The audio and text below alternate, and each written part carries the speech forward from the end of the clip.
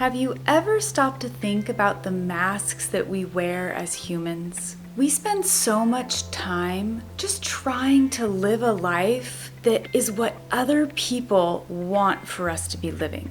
And so what we do to pretend to be what other people want us to be, or what we think they want us to be, is that we wear masks. We wear them to work. We wear different masks in our relationships. We even wear masks with ourselves, looking in the mirror so that we don't have to look at who we really are, or we can hide from those inner feelings where we're just really fooling ourselves. So today I'm going to talk about what I think is one of the most important masks that we wear that we really need to get to the heart of, and that's what I call the intimacy mask. I'm Ketra Thompson, and I'm a certified master hypnotist and a life recovery coach. So before we jump into this topic, I want to mention, please take a little time to hit like and subscribe so you can be notified every time I post a new video. And also there is a link in the description below that allows you to set up a complimentary consultation call. It's totally free, but it will help you and I discover if we're a good fit to work together, answer any questions you have, and really help you get to the heart of what's going on in your life so that you can create the change that you want.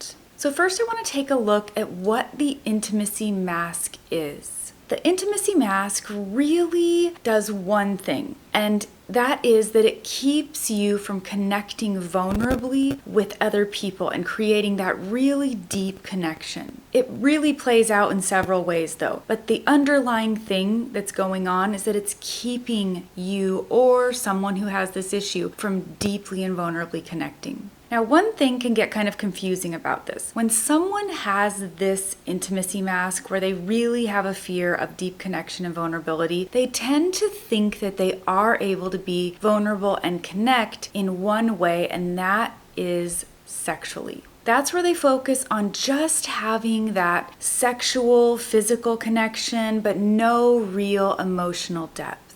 And when someone just focuses on sex in that way, they create sort of a dynamic in their mind where they believe that sexual connection equals intimate, vulnerable, deep connection, because it's the only form of intimacy that they really engage in. Now, this can happen for several reasons. Maybe someone was deeply hurt by an intimate partner that they had at one time, and so they've just shut down. They will not allow themselves to vulnerably connect with someone else because the pain of what happened in the past is just simply too much. This can also be a childhood issue. So if in childhood this person was really wounded in some way, they were not nurtured properly, not supported the way that they needed to be supported, if they were abandoned or neglected, this can create a dynamic where they just closed off because the pain was too much as a child and they're not willing to risk opening that back up again. So there's also other factors that play in, like social conditioning. When they're growing up and someone says that, it's not okay to be this way, or that you're supposed to be this way or that way, you start to create this idea of what you're supposed to be based on the world's opinion of what you're supposed to be, and not a real, accurate, authentic opinion of yourself or even connection with yourself. All of this past trauma can really create a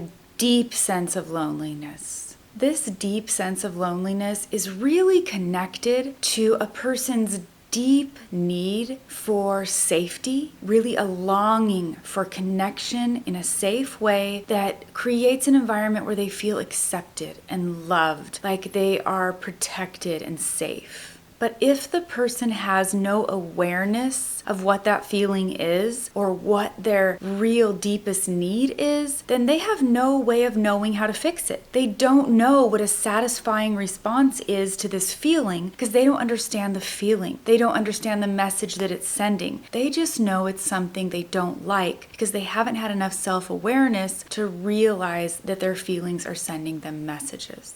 So what they do is they try to continue to fill that need by the only means they know, sexual conquests. They keep having new sexual partners or relationships in order to feel somewhat connected, temporarily connected. It's the only kind of connection they really know, and so they just keep doing what they've always done. And don't get me wrong, sexual connection is important. It's incredibly important. But if it's being used as something that is replacing that deep need for meaningful mental intimacy, then it's never going to fully satisfy, because those two are meant to go together. And this is really how all addiction works. Someone has a pain, a void, a need. They don't know how to fill it properly. And so they end up trying to numb out or fill that void with something, anything that can create an addictive pattern in their life. Humans are actually made for connection. It's our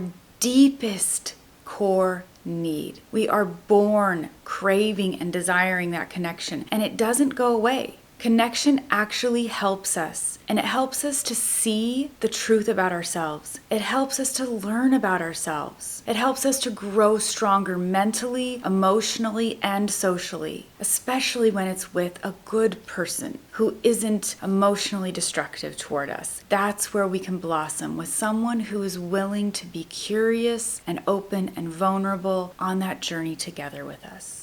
So why are so many people afraid of it if that's what we really want and we really need? Well, it can feel scary. Rejection is one of those things that feels really scary, because if we believe that our self-worth is based on what other people think of us, then rejection will feel incredibly painful if it happens. And so a lot of people tend to protect against perceived rejection, or just any risk at all that might put them in a place where someone else might not want them. So instead, people wear a mask. They put on this mask of who they think that others want them to be, and they don't admit that they actually have human needs that really everyone has. But for some reason, they don't think that everyone else has them, maybe, and they aren't connected to their self-worth enough to be able to handle any kind of rejection that might come their way from being vulnerable. They're afraid. They're just simply afraid of looking dumb, of revealing their weaknesses. And the truth is that vulnerability actually creates connection. True connection really happens when two people are able to be vulnerable with each other. This can be friendships, this can be intimate relationships, but the connection happens when they're both open and vulnerable about their weaknesses, where the other person goes, oh, yeah, I'm not the only one that feels this way. And that creates a bond between both people. The problem comes when someone is either totally unaware that they're even wearing a mask, so there's no self-awareness there, or when they are absolutely terrified to remove that mask. They have a crippling fear about being themselves and exposing that sensitivity to possible rejection. This is where deep self-reflective work comes in. I want to first state that doing this kind of work has to be the idea of the person who needs to heal. You can't force someone else to get help or to heal unless they are the ones that are truly motivated to do it, that it's something they really want. But you can choose to get healing for yourself. You can choose to become more connected to your self-worth, more connected to your confidence, so you can just confidently drop the mask, so that your self-worth isn't coming from other people's opinions of you anymore. It's coming from a deep place of connection to your own worthiness, and that allows you to be yourself. This happens with deep subconscious mindset work and proper coaching with accountability. So many people want to make these changes, but the problem is they just don't have the right help. They don't have the guidance from someone who's already been there and made the changes themselves, and they don't know where to start. We are meant to be connected to other humans, and that includes the healing process. I once heard an archaeologist, I'm pretty sure it was an archaeologist, talk about what the signs of civilized society really were. And the thing is that it wasn't about how many tools they'd made or, how advanced they were in that way. The real truth about a civilized society was when they found a fossil of a human being that had broken their femur bone, their thigh bone, and it had fully healed. Because there was no way for a human to take the time necessary to heal that that without the help of another human being. Another human being to help them with going to the bathroom, with getting food, with caring for that wound. They needed help. So when the other human being is willing to be a part of taking care of someone else and having a mutually beneficial relationship, that's connection. And that is what we are made for.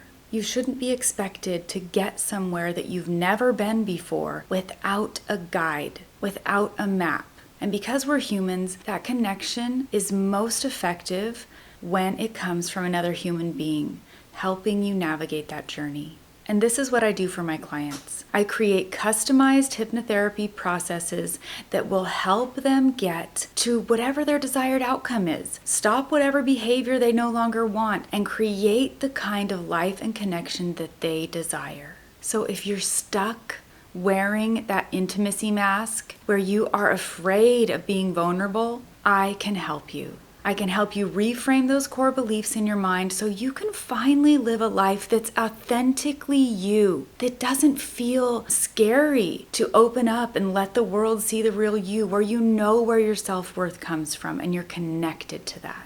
One thing you can do today to start that self-awareness process is just start thinking to yourself, what am I afraid of? What could happen if I do this thing that I'm afraid of? And I want you to be able to feel that fear and even notice where you feel it in your body, because it's not all just a mental thought process. We feel this fear in our body because our body has a memory. So the first step is to really start that self-awareness process. Start asking yourself the tough questions. Start tuning in to what your feelings are telling you. Ultimately, when each of us are just connected to our self-worth and our confidence, that's when we function in a healthy relationship because there isn't all that fear standing in the way. Eliminating those old core beliefs that aren't serving you anymore and reframing them on a subconscious level is truly the most rapid way for you to create the change that you want in your life. So if you are ready to really make that change, to create the connections you want and stop those old life patterns that have been holding you back, set up that consultation. You